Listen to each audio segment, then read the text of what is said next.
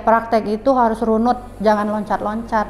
Kan ada materinya Julio tuh, itu harus runut ya, jangan loncat-loncat. Kalau loncat-loncat nanti kamu bingung gitu loh, bingung. Terus ketika ada masalah nggak bisa nanganin gitu. Jadi kalau runut dulu, supplier dulu, baru buyer gitu loh. Buyer tuh dibilang gampang tuh gampang ya. Yang penting kita kuasain dulu knowledge-nya gitu.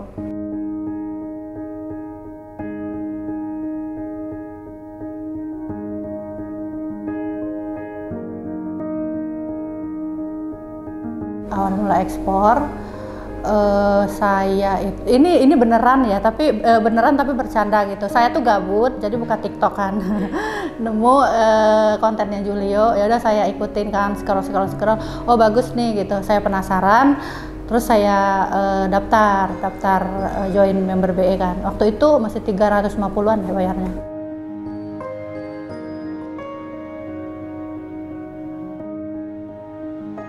Lalu saya fokusin tuh, itu di November 2020 ya, saya mulai tertarik sama ekspor dan mulai belajar.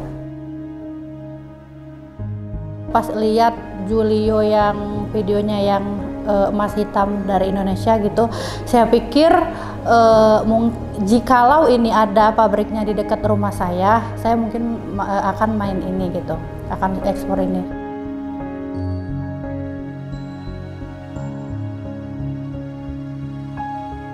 Suamiku bekerja di perusahaan farmasi, punya teman. Saya tanya ke teman suamiku, Pak, saya mau jualan arang briket dong, Bapak punya nggak kontak yang pemilik briket?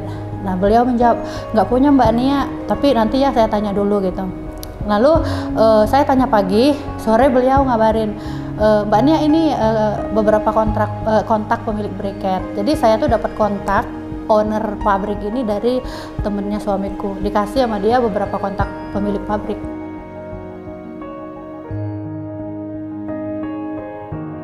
Saya ada 6 supplier pabrik briket, tapi akhirnya saya memilih pabrik ini karena saya merasa klik aja sama ownernya, sama yang punya pabrik.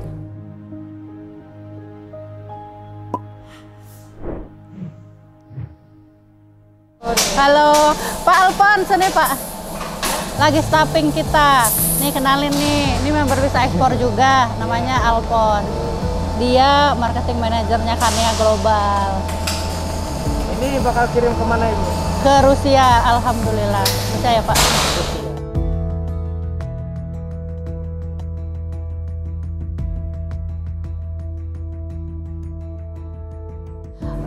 NTE saya sejauh ini itu NTE-nya Rusia, Jerman, dan selama ini kita ekspornya ke Rusia. Yang hari ini 2 kontainer. Jadi hari ini proses staffingnya itu juga ada dari tim Karsurin dan Proliner. Karsurin itu untuk melakukan panning survei, dalam artian dia mengecek suhunya kontainer sebelum dimasukkan, sebelum di loading barang sama setelah di loading barang. Jadi suhunya itu harus sesuai standar DG gitu, harus di bawah standar DG. Itu namanya proses panning survei. Nah kalau Proliner ya itu ada 2. Proliner ya untuk mengamankan oksigen, meminimal oksigen yang ada di dalam kontainer.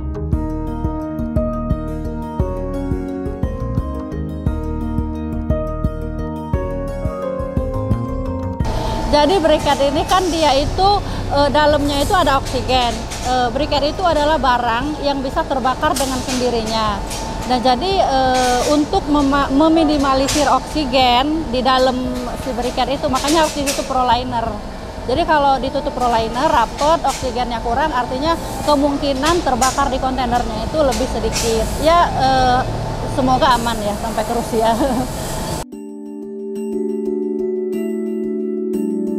Pertama, sebelum belajar ekspor itu belajar attitude ya.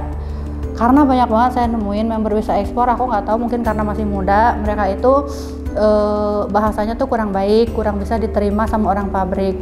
Karena orang pabrik ini udah tua ya, maksudnya udah berumur, itu ya rata-rata di atas 40-an tahun.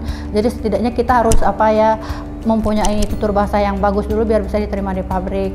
tips cari supplier itu jangan tricky ya kalau dari aku sendiri. Artinya kita nggak perlu berbohong kalau kita itu belum punya udah punya buyer. Kalau saya nggak tricky. Jadi ketika saya cari supplier, saya itu ini bisa dilihat sih history chat saya sama yang punya pabrik. Saya bilang, "Assalamualaikum Bu, boleh nggak saya berkunjung ke pabrik? Saya mau belajar briket, saya mau belajar dagang briket. Kalau boleh, saya mohon diluangkan waktunya untuk ketemu saya di pabrik." Begitu. Dan alhamdulillahnya ke-6 pabrik supplier saya itu menjawab dengan baik, "Oh monggo Bu, silakan." Gitu. Saya bikin janji kan sama mereka, saya benar-benar belajar product knowledge briket itu dari nol, dari proses bahan baku datang, setelah bahan baku datang itu di proses apa sampai ke jadi briketnya. Jadi saya knowledge briket itu benar-benar udah paham banget, udah di luar kepala banget gitu. Jadi ketika saya presentasi sama buyer, saya nggak ada kesulitan menjelaskan barang yang saya jual. Dan itu poin utama, kamu bisa deal sama buyer, menurutku gitu. Jadi nggak perlu tricky sih, karena ketika kita ngomong, "Bu, saya mau datang ke pabrik ya, saya udah punya buyer misalkan dari sini," nanti orang pabrik akan nge-push kamu loh gitu. Apalagi kamu sampai minta sampel gitu kan ke pabrik, pasti ditanya, "Mana nih bayarmu, mana bayarmu?" gitu. Jadi kalau emang kita baru belajar, kita jujur aja baru belajar gitu.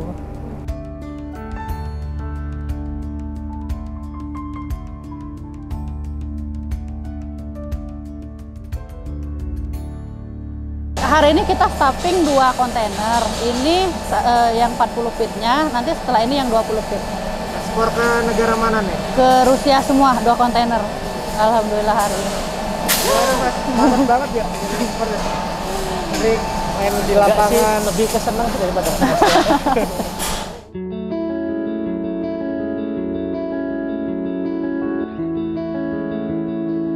Kalau cari buyer ya, buyer valid itu adalah proses seleksi yang sangat panjang. Awal-awal aku promo itu November aku ikut biasa ekspor, Desember itu aku praktek, bener-bener praktek cari supplier. Oh ya, praktek itu harus runut, jangan loncat-loncat. Kan ada materinya Julio tuh, itu harus runut ya, jangan loncat-loncat. Kalau loncat-loncat nanti kamu bingung gitu loh. Bingung, terus ketika ada masalah nggak bisa nanganin gitu. Jadi kalau runut dulu, supplier dulu baru buyer gitu loh. Buyer tuh dibilang gampang tuh gampang ya, yang penting kita kuasain dulu knowledge-nya gitu.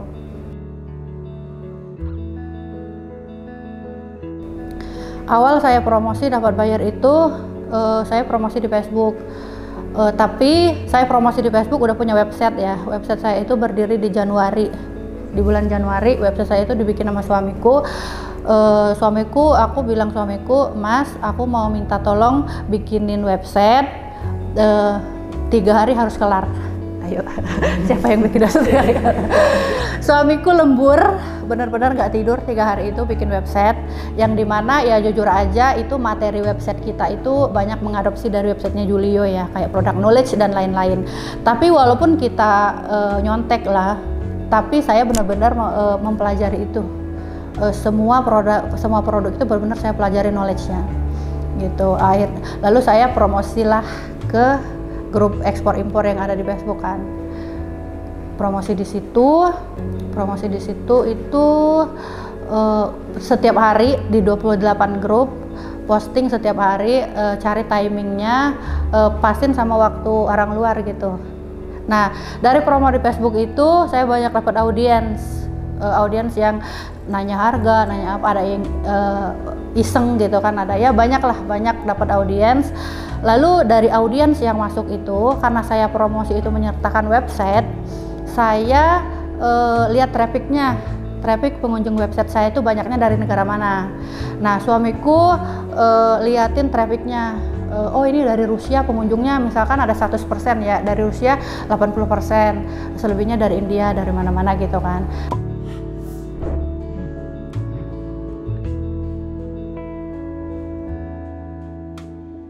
Tentuin NTE kita mau kemana nih. Nah, saya nentuin NTE berdasarkan traffic website, pengunjung website. Waktu itu Rusia terbanyak, jadi saya fokus promo di Rusia. Gitu. Sampai akhirnya saya punya professional agent di Rusia. Jadi saya punya marketing di Rusia nih, bahkan ada 2 orang.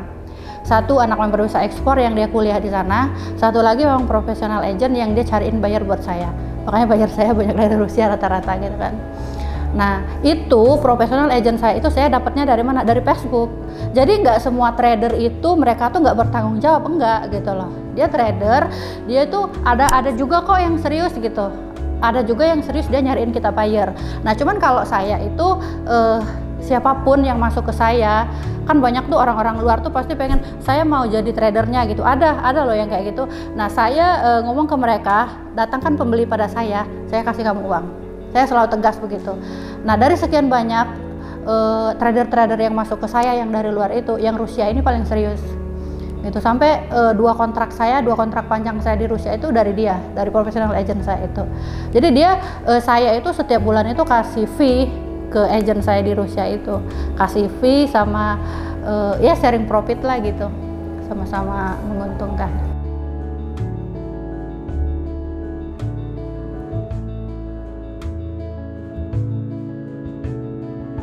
Cuman memang saya nggak tidur sama sekali ya waktu itu. Saya nggak tidur sama sekali. Waktu istirahat saya sama suami itu sedikit ya.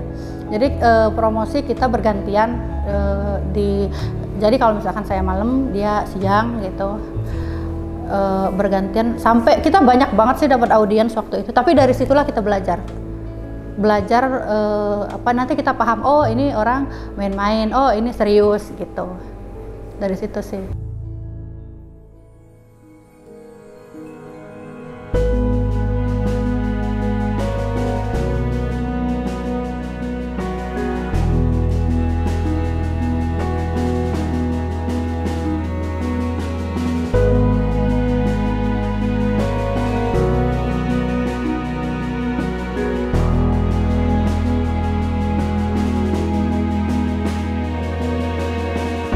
Pesen ya.